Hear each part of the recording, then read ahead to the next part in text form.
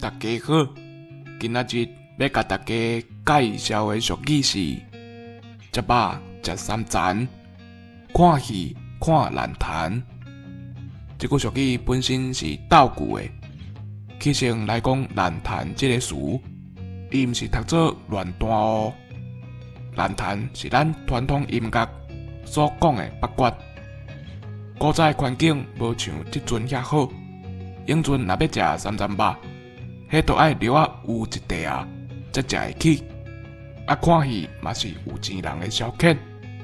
即句俗语的意思就是，有内行开的人才会拣三层肉来食。啊，知影享受的，看戏都爱看上闹热、上澎湃的烂摊戏。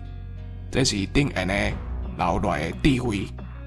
是讲即摆时代都无共啊，食三层肉、看烂摊戏，嘛毋是有钱人的专利咯。以上，感谢收听。